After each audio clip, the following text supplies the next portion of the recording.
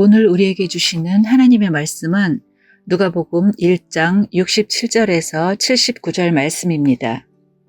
그 부친 사가랴가 성령의 충만함을 받아 예언하여 이르되 찬송하리로다 주 이스라엘의 하나님이여 그 백성을 돌보사 속량하시며 우리를 위하여 구원의 뿔을 그 종 다윗의 집에 일으키셨으니 이것은 주께서 예로부터 거룩한 선지자의 입으로 말씀하신 바와 같이 우리 원수에게서와 우리를 미워하는 모든 자의 손에서 구원하시는 일이라. 우리 조상을 긍휼히 여기시며 그 거룩한 언약을 기억하셨으니 곧 우리 조상 아브라함에게 하신 맹세라. 우리가 원수의 손에서 건지심을 받고 종신토록 주의 앞에서 성결과 의로 두려움이 없이 섬기게 하리라 하셨도다.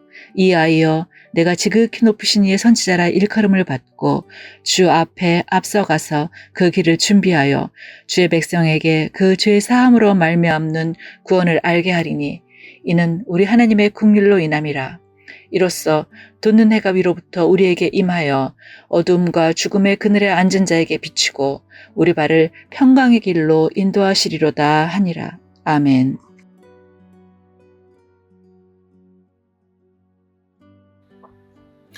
어릴 적 생일이나 어린이날을 간절히 기다린 경험이 있으십니까?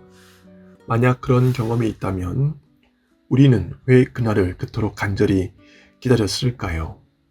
아마도 대부분 멋진 장난감이나 맛난 외식과 같은 선물을 기대하였기 때문입니다. 다른 말로 하여 그날에 특별히 기대하는 결과들이 있었기 때문에 그날을 기다리고 또 원했다는 뜻이지요. 오늘 본문에서도 무언가를 간절히 기다리고 기다렸던 한 인물이 등장합니다. 이 인물의 고백을 통하여서 지금 우리가 또한 동일하게 간절히 기다리는 것이 무엇인지를 점검할 수 있기를 바랍니다. 먼저 67절 말씀에 이렇게 기록되어 있습니다. 그 부친 사가랴가 성령의 충만함을 받아 예언하여 이르되. 우리가 잘 알고 있듯이 사가랴는 세례 요한의 아버지입니다. 하나님의 천사를 통해 사가랴에게 하나님의 말씀이 선포됩니다. 내용인즉 세례 요한이 곧 태어날 것이라는 소식이었습니다. 그러나 사가랴는 그 말씀을 믿지 못합니다.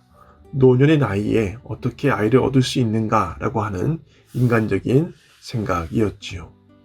그러자 그 불신과 불신앙으로 말미암아 오늘 본문에 있는 시간까지 사가랴는 말을 하지 못하는 심판과 벌을 받습니다. 말 못하는 자가 되었던 사가랴가 무엇을 간절히 기다리고 또 기다렸을까요?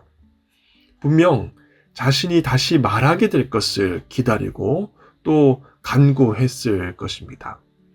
그리고 시간이 지나갑니다. 엘리사벳이 정말 하나님의 말씀대로 잉태합니다.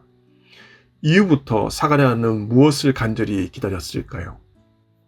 처음에는 자신의 말하지 못함을 말하게 되는 것을 기다렸겠지만 정말 하나님의 말씀대로 엘리사벳이 잉태한 것을 본 이후부터 하나님의 말씀의 성취가 어떻게 이루어지는지를 기다리고 또 기다렸을 것입니다. 그렇게 약 10달이라는 시간이 흘러갑니다. 말씀의 성취를 기다렸던 사가랴에게 10달의 기다림이 허락된 것이지요. 그리고 그 말씀의 성취의 기다림을 확인할 수 있는 가장 대표적인 대목이 2장에 등장합니다. 어떤 상황입니까? 요한의 이름을 정하는 그 대목인데 다양한 이름의 후보군들이 등장합니다. 친족들은 아버지 사가랴의 이름을 따라서 요한의 이름을 사가랴라 짓자라고 이야기합니다. 그러자 어머니 엘리사벳이 요한의 이름을 제시합니다. 친족들은 어머니의 의견을 반대합니다. 우리 가문 가운데에, 우리 족보 가운데에 요한이란 이름을 정한 적이 없으니 아버지의 이름을 따라서 사가랴라 정하자고 합니다. 그러자 이 모든 상황을 듣고 있고 보고 있던 사가랴가 부랴부랴 서판에 아이의 이름을 요한이라 쓰기 시작합니다. 무슨 의미입니까? 10달이란 시간 가운데 정말 잉태된 엘리사벳을 보면서 하나님 말씀에 성취될 것이라는 확신과 순종함으로 그 말씀에 성취되기 위한 몸부림으로 아이의 이름을 요한이 되어야 된다. 하나님 말씀의 성취가로 자신의 말 못하는 것에 대한 기대가 바뀌었음을 보여주는 구절입니다. 사랑하는 소문가족 여러분, 동일하게 하나님께서 우리에게도 무언가를 간절히 기다리게 하시는 경우들이 있는 줄로 믿습니다. 현재의 문제 해결이 아닌 하나님 주신 말씀의 성취를 기다리게 하시기 위하여서 우리로 하여금 즉각적인 변화와 해결이 아닌 기다림의 시간을 허락하시는 줄로 믿습니다. 진정으로 기다리고 또 간구해야 할 것들을 우리의 마음을 다하여 우리의 입술을 다하여 구하도록 하시기 위해서 주시는 은혜의 선물이다라고 하는 뜻이지요. 성탄의 주인공으로 오신 주님께서 다시 오실 것을 우리에게 약속하신 줄로 믿습니다. 그 약속에도 불구하고 왜 우리 주님께서 지금 이 순간에도 재림하지 않으실까요? 이유는 오늘 말씀을 통해서 다음과 같이 찾을 수가 있습니다. 우리가 주님의 다시 오심이 단순히 우리의 문제 해결을 위한 재림, 우리의 말 못하지 못하는 것을 말하게 하기 위한 재림이 아니라 정말 약속하신 말씀의 성취로 오시는 재림으로 우리가 믿고 순종하며 기대하게 하시기 위하여서 그 재림의 시간들을, 그 기다림의 시간들을 우리에게 허락하신다라고 하는 뜻이죠. 오늘 말씀과 비슷한 상황이 오늘 본문에 등장하는 모든 이스라엘 백성들의 상황이기도 합니다. 하나님께서 400년간 침묵하십니다. 왜 하나님께서는 그 이스라엘 백성들로 하여금 말씀을 기다리게 하셨을까요? 아무리 하나님께서 말씀하셔도 그 말씀의 본질을 경청하지 않고 그 말씀의 성취를 기대하지 않았기 때문이지요.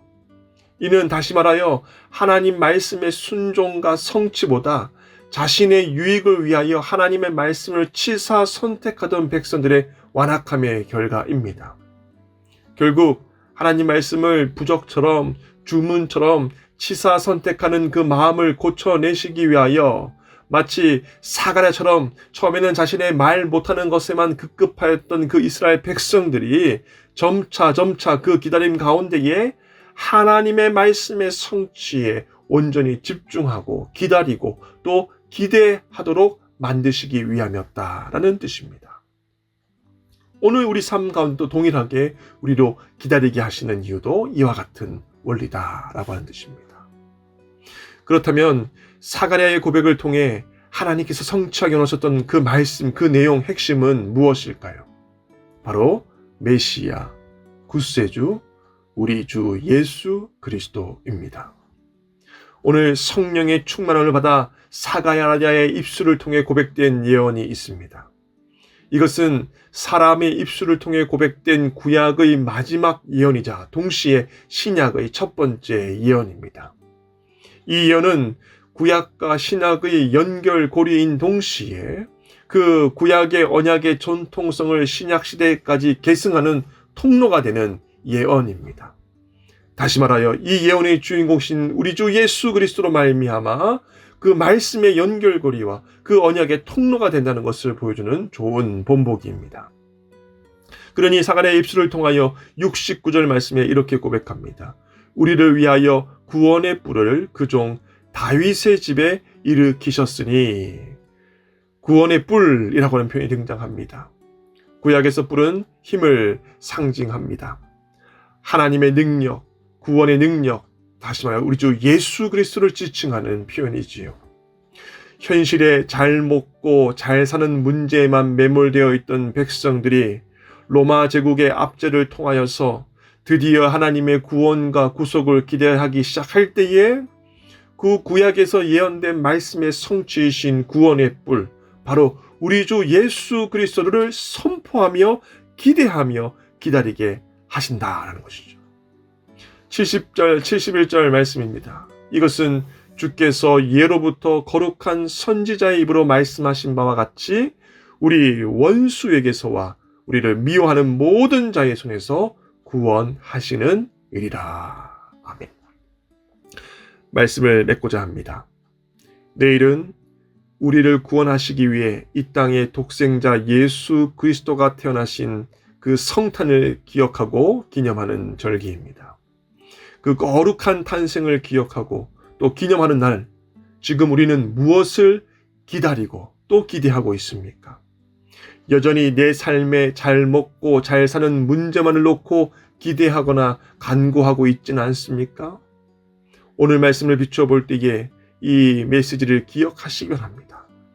하나님께서 우리의 생각과 그 기다림의 대상이 바뀔 때까지 침묵하시고 기다리신다라고 하는 사실이죠. 하나님 주셨던 말씀들에 다시금 집중하여서 그 말씀의 성취를 위하여 기도하고 기다리는 모습이 필요합니다. 다시 오실 주님을 약속하셨으니 성탄을 기억하는 동시에 다시 오실 주님의 재림을 기대하며 기다리는 저와 여러분 될 수 있기를 주님 이름으로 축복합니다. 그때에 비로소 우리 주님께서는 우리의 기다림 가운데 응답하시고 화답하실 줄로 믿습니다. 바라기는 오늘 하루도 그 기다림과 그 기대의 온전한 주인공 되시기를 주님 이름으로 축복합니다.